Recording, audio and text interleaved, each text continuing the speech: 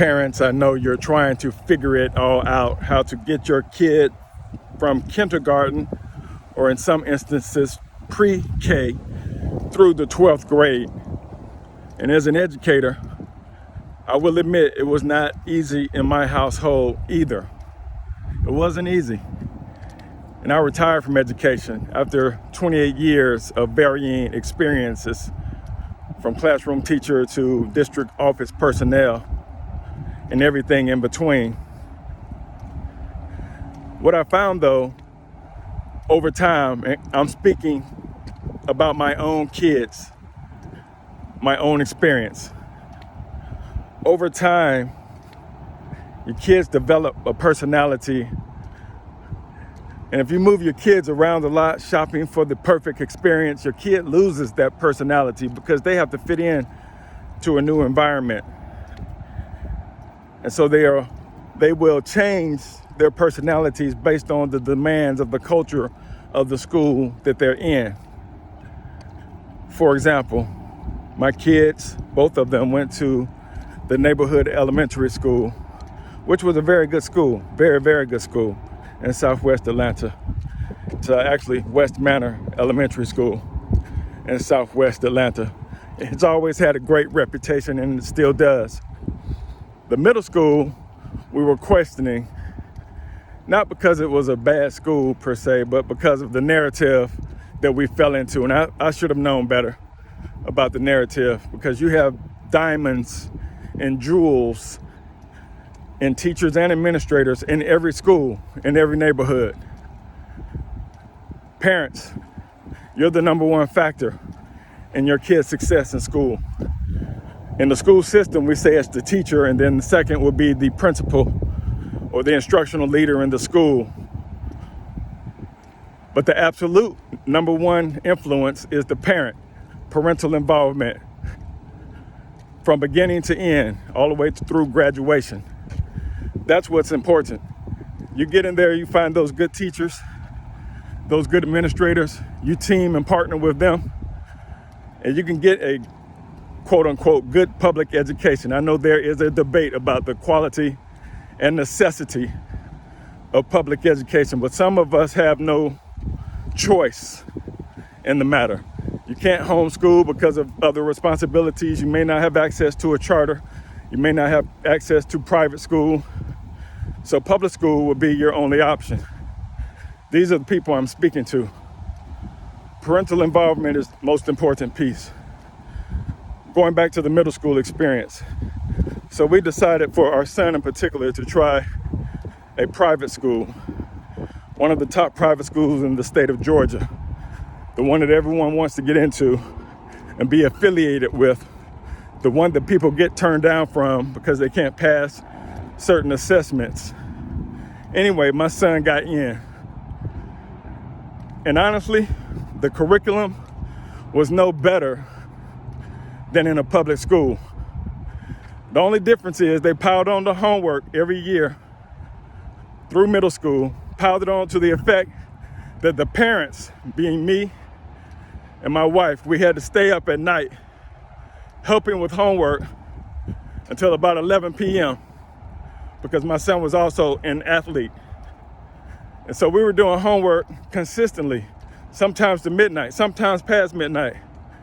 And then you were required to attend these meetings, whatever the meeting was. It could be just a parent involvement day, but you had to sign up and participate, and they had these requirements that work for the benefit of your child, but also take a lot of time when you couple into that the homework effect, Monday through Thursday, right? So the parental involvement was by demand of the school.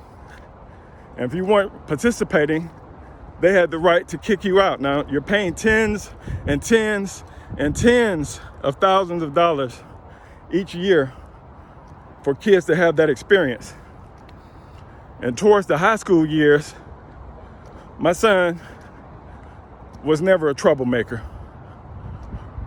And I kept the heat on him, we did, because we had high expectations, being that I'm an educator myself. And so When his grades weren't looking the way we wanted them to look, he was never failing anything. But, you know, parental tactics. We thought his hairstyle may have been a distraction for him, so we cut his hair. And so the next day he goes to school and he's trying to hide his haircut with his uniform that was required, trying to hide his haircut with his sports jacket walking down the hall. And then the assistant principal sees him with his sports jacket over top of his head as he's transitioning classes. And she asks him, "Why are you out of uniform?" Mind you, he's embarrassed because of his haircut, which was the opposite of what he wanted. Cut it low, not as low as mine, but it was cut pretty low.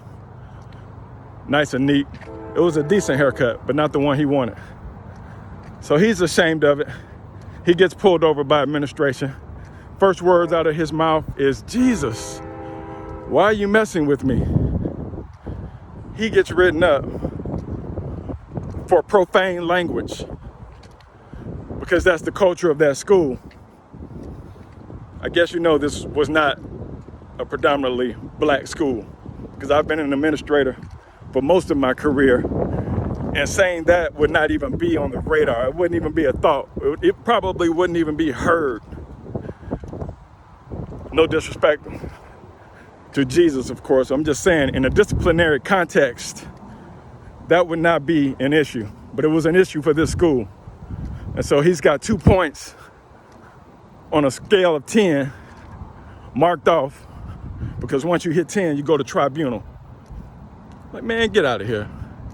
So had to take him out of there. Then I took him to the district where I worked, because I worked in a district where I didn't reside, still don't reside. Took him there because it looked good. I had a very high position in the school system, and it always looks good when you have your kid in that system, especially if you're not physically living within that system. Tried that for a while. Again, my kid had to switch his personality to meet the personalities of that school system and the kids that were there. Wasn't quite used to it. He was trying to find himself. End of the day, that didn't work out for him either. Long story short, we should have kept him in his own neighborhood with his friends, which we did put him back in high school in his neighborhood. He reacquainted himself with his friends, graduated with an honor roll average, got into the college of his choice, which was Morehouse, and we navigated that system just fine. And he had a great experience. His self-esteem was still high. He's ready, he can read, he can write, he didn't miss a thing. Only thing he was missing was that positive narrative that goes along with the test scores for the schools that he attended. Because we tend to look at the test scores and say, "Oh, that's a bad school." No, it's not a bad school. Get up and get involved. There are great people in every school, bar none.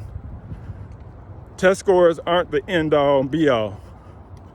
We just have to be more involved and get our kids ready for school prior to entering. So alphabets, basic numbers, writing your name, those simple things are a head start for a lot of kids because they're not coming prepared. That's what gets them behind. Learning timetables by 3rd grade. Don't let people tell you that they don't need to know them or quote unquote memorize them, because that's not the way we learn. That's not true. You memorize everything. Everything we do, every test you ever took was memorization.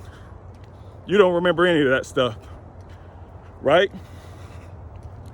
Timetables is essential, are essential to success in school, especially if you're college bound and want to have one of these high-tech careers in STEM, you know, that sort of thing. Anyway, I'm rambling on. Parents, this message was for you.